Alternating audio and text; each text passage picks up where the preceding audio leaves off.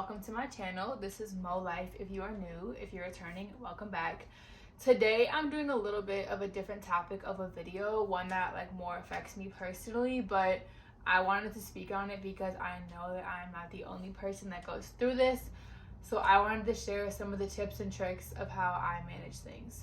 The topic today is panic attacks and anxiety. I've been dealing with this for going on a couple of years now. It's all completely undiagnosed. I don't believe in taking medication for different anxiety issues, so a lot of it is stuff that I have had to learn by myself, go through by myself, and kind of figure out what works for me. So this is all coming from that lens, just an FYI. So it all started my senior year in college. I would start to get these weird physical sensations, and my body would basically think that something was super wrong. For example, my head would start to hurt, and then I'd be like, oh my god, I have a head tumor. Basically the worst possible scenario my brain would think of, and then my body would respond accordingly in different ways. I would feel like that part of my arm was going numb in that side of my body, or my foot was going numb, and then my heart would start racing, and then all these different symptoms compiled up. And basically I looked up the symptoms of panic attacks, and I had over half of them. I actually made this video today because I just had one of my worst ones ever. In the worst possible scenario, I sometimes drive Uber as a side hustle. I literally had somebody in my car, and all of a sudden it happened. I call them episodes. I don't know. I don't like calling them attacks. I just call them episodes because they come and they go, and I have managed them a lot better. But I was in the car. This woman is literally in my car with me. I'm in charge of driving her. I'm in charge of her life. And this one, something happened in my neck. Brain went to a weird place. I was like, what if the person that was in my car before secretly just going to my neck? And stupid, irrational thoughts. And then all of a sudden, my neck felt weird, and then my heart started going crazy. I got so hot, I thought that I was gonna pass out. I was literally driving. It's dark out, it's raining out. I was I can't see. My arms, my hands are going numb. I was my left leg is going numb. Everything just hit. And I was are you fucking kidding me? I'm driving somebody in my car, and I just feel this impending sense of I'm not okay. But I got through it, obviously, and I made it home safe. But I wanted to share what I do with you guys. If any of you feel this same way ever, again, I don't have diagnosed anxiety, but I deal with these episodes consistently enough where I know that it's a problem, but I have gotten a lot better at managing them, and I can get through them without medication, without completely stopping my daily tasks. So one of the first things that I do is I become very, very mindful of my heart rate and my breathing. So for example, in the car this afternoon or tonight, my heart rate was insane. It was so fast. So I just took the time while I was driving, and I started to just feel it. So you just shift your focus from the doom to something you can control. So instead of thinking about everything that was bad, I was I'm gonna just focus on my heart. And it was going really, really fast. So the second part, after I focus on my heart, is I try to slow it down. So recently I've tried to make it into a game, to be oh, how fast can I make my heart rate decrease? It sounds really stupid, but it gives sort of a playfulness to it, so it's not such a serious thing, because how you talk about something is how you treat it. So if I'm talking about this in more of an upbeat way, my body's gonna respond as well. Oh, it's a game, it's not that serious. So then I try to see how fast I can slow my heart rate down. I like to use the square method, where it's breathe in for 4 seconds, hold for 4 seconds, breathe out for 4 seconds, hold for 4 seconds. So I'll do that one. That really, really helps lessen my heart rate very fast. So I would try that one. If I'm not driving, I like to trace the hand tracing method.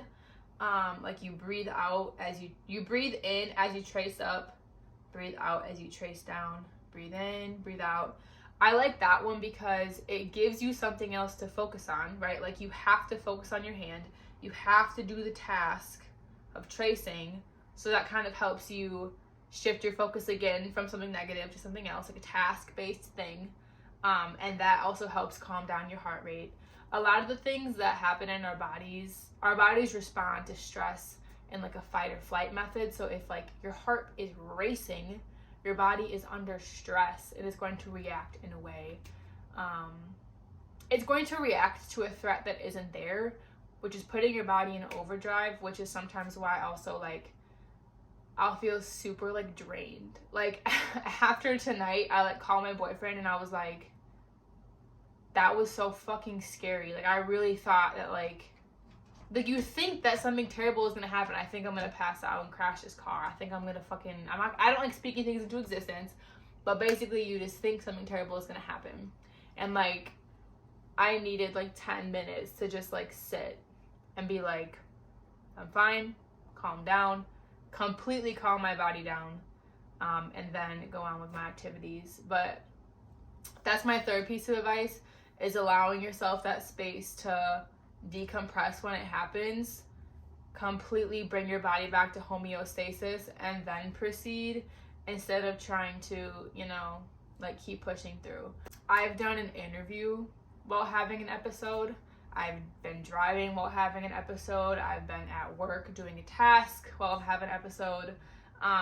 These happen like way too much. They've definitely decreased, but I'm just trying to tell you that like there are ways that you can live with it and you can manage it without medication.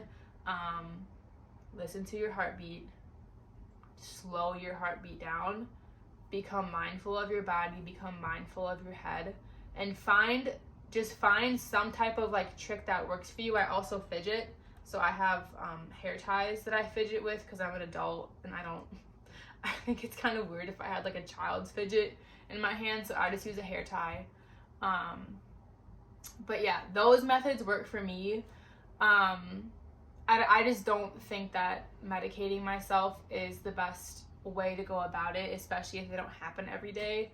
I think that mindfulness, meditation, and like finding really, really helpful breathing techniques is a great alternative if you are looking to manage your anxiety and your panic attacks episodes in a different way. I also try to like repeat things. Sorry, I'm like going out of order. I also try to repeat things to myself like a mantra. So like sometimes I'll tell myself I'm safe, I am healthy, I repeat things that I need to hear, right? Nobody else is with me half the time, so I have to console myself. I am safe, I am healthy, I believe in God, God got me, I am fine, like my body is calm. Basically like telling yourself the same thing over and over again, like your body will respond and start to believe it.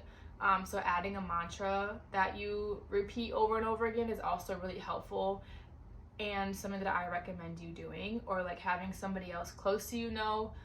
If they're with you, they can help repeat it. I also recommend you telling people that are close in your life that you do have them, just so like they're aware. Like there was one time that I was going to like a concert with my friend and I was having one, and I was like, just to let you know, I have these, like I'm totally fine, but just so like the people that are around you like don't get worried.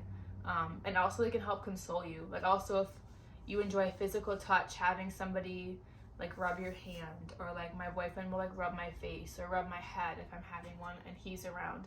But just kind of like relying on your friends and family to help you out while you're having them as well is really helpful, because then you feel safe in their presence versus like you're in front of a bunch of strangers and it makes you even more anxious and more nervous about it.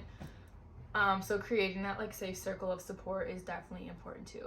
Let me know what techniques you guys use in the comments, because these don't always work. So I would love to try something new. If hopefully they don't ever happen again, but we know it's probably not going to happen.